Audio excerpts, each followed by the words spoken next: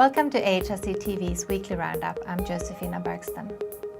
This week's program will focus on the work of the Asian Alliance Against Torture and Ill Treatment meeting hosted by the Asian Human Rights Commission. The AHRC, with the cooperation of Dignity, hosted a meeting of parliamentarians and human rights leaders from across Asia. The annual AAATI meeting was held from October 10 to the 14th in Hong Kong. The theme of this year's meeting was to determine the reasons why torture remains endemic in their countries, the close connection between corruption and torture, and the responsibility of politicians in creating change. The participants used a comparative approach, examining and discussing the situation in their respective countries. Today, we bring you excerpts from some of the presentations from the meeting. Bijo mentioned his book, The Locus Effect. I highly recommend that you read it. Gary Haugen is a former State Department official in the US. The other guy, Boutros, I believe, is still a serving official for the State Department in the US. And they've taken a very interesting perspective. I'd say, first of all, they're saying things that Mr. Basil Fernando has been saying for years. Namely that the policing system in Asia, most countries in Asia, not only doesn't help the poor when they have problems, but it hurts the poor.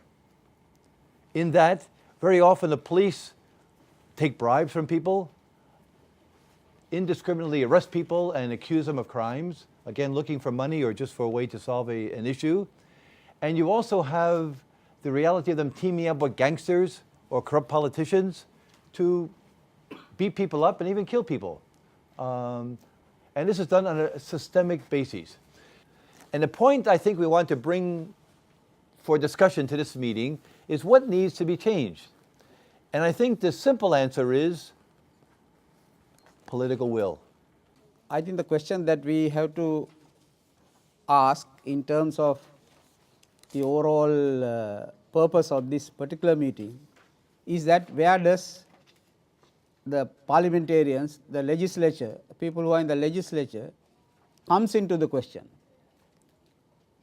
Say in terms of your resource allocations, is there at least among those who are more conscious politicians, when you look at your budget is presented into the year, will somebody question what is your public justice budget? Will somebody question and ask what is the budget that has been allocated to public justice system? Now, this word public justice system is deliberately used. You will find that throughout this book, that's the center of the argument is around that. So, by public justice system, we mean all the services, the judiciary, the prosecutions, the police and other related agencies, and also the prison systems. Now, if these are to function, they need budget. Now, is there any likelihood of this budget coming if there is no discussion? And if this budget is not to come, actually our discussion about whether ending torture is virtually a fruitless discussion.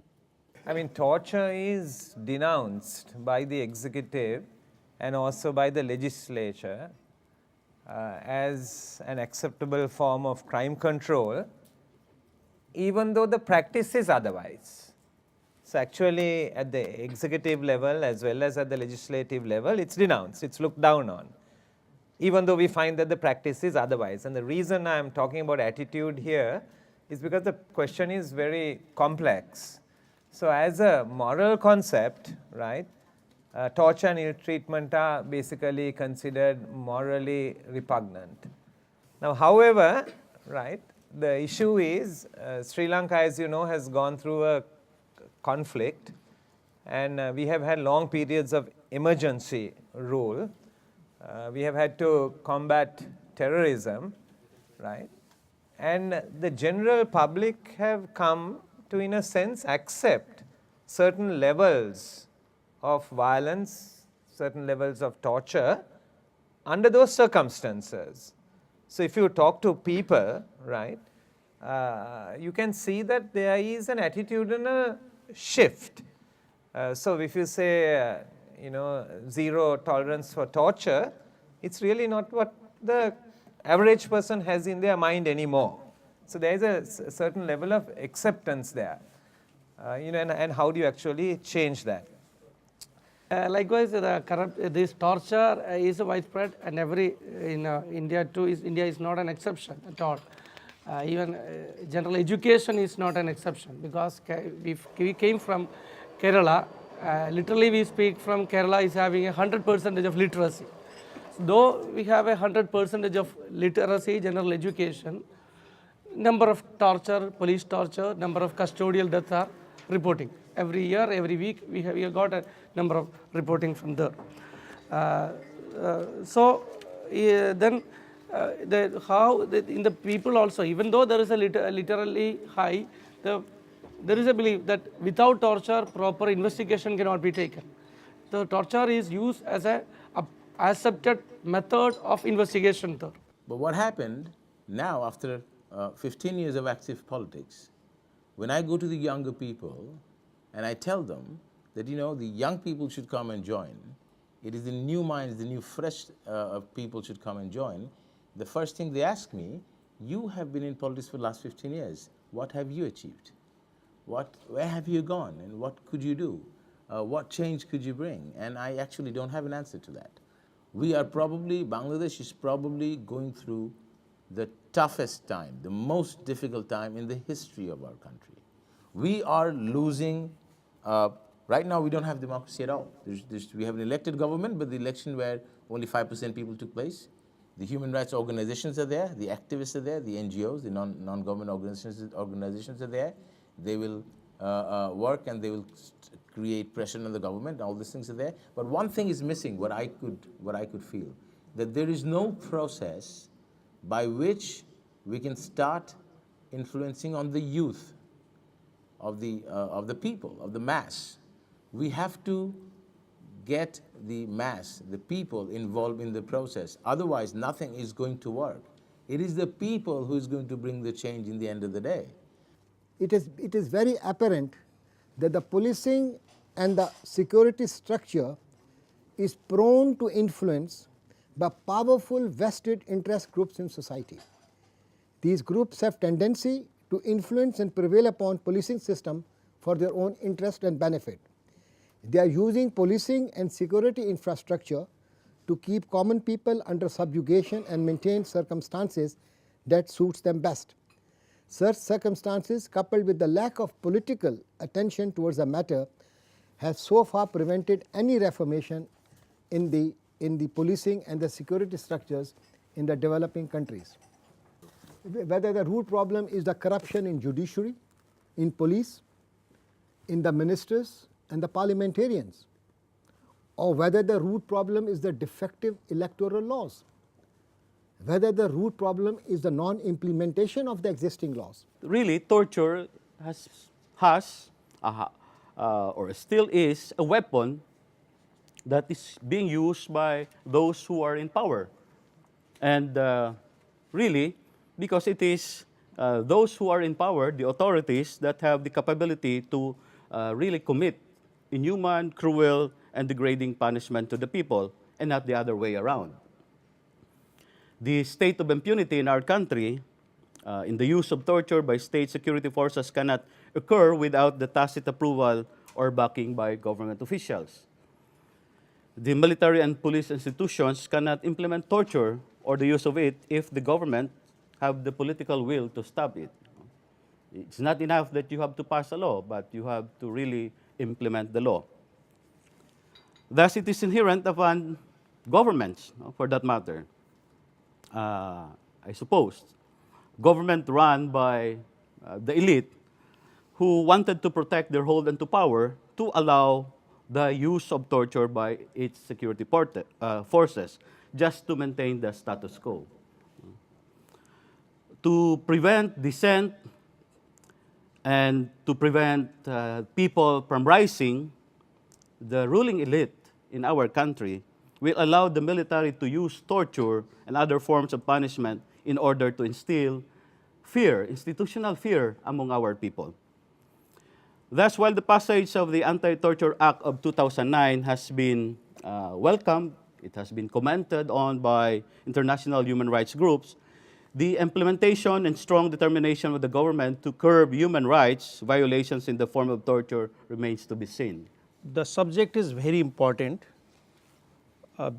because this is directly related to government and peoples. Torture is a very important. I accept in my country also use of torture ill treatment is widespread like many other countries of Asia. I would like to inform you that we had introduced anti-torture bill in the last parliament, but unfortunately it did not pass because the parliament get dissolved on 27 May 2012. When I was in interrogation in prison, I met a lot of police because I was in the police custody for 8 months. So I met a lot of police officers and other ranks as well. So their mindset, they don't know how to do the interrogation. Their mindset is just to beat the people to get the answer and to be confessed. And they will torture the people. Their mindset is if they don't do this, the people won't say any the right things. Even though the prisoners or the criminal saying the right things, they don't believe that. So this is their mindset. I think we need to change.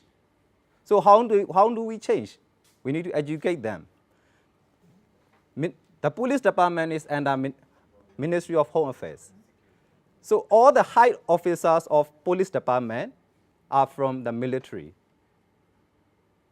And the prison authorities, they are from military officer as well. They are very high rank officer like colonel or brigadier general. They became the high official or high officer in the police department and in the prison authority as well. And this goes to another department as well. In every department, mostly every department in our country, the high officials are from military.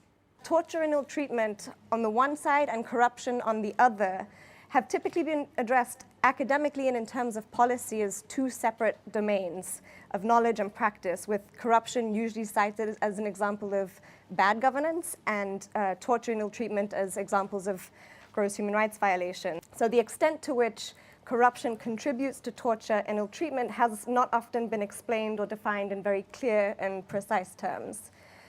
And this is a real shame, really, because the role of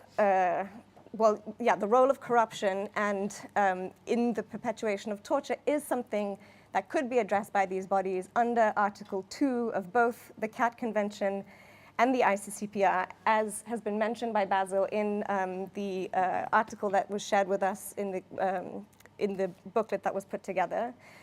But yet neither body has chosen to elaborate on this. However, there is some good news. That nexus between corruption and torture has been elaborated a bit by the Subcommittee on the Prevention of Torture, which is the UN body responsible for overseeing the optional protocol to the Convention Against Torture. In its annual report this year, which was issued in March, the SPT included for the first time a section on corruption and torture and ill treatment. It's significant not only because it's highly informative and gives us for the first time a sense of where the UN is on its thinking on this, but also that the SPT even chose to engage on this question when it has been so often dealt with as separate domains.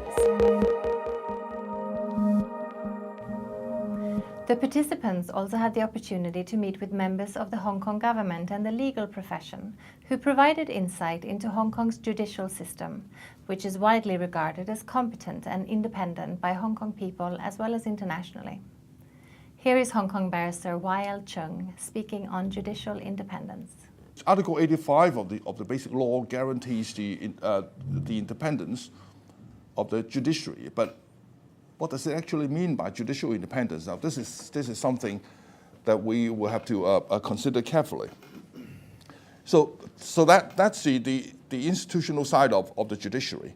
Now, as to how it works. Now, of course, I begin by saying that independent judiciary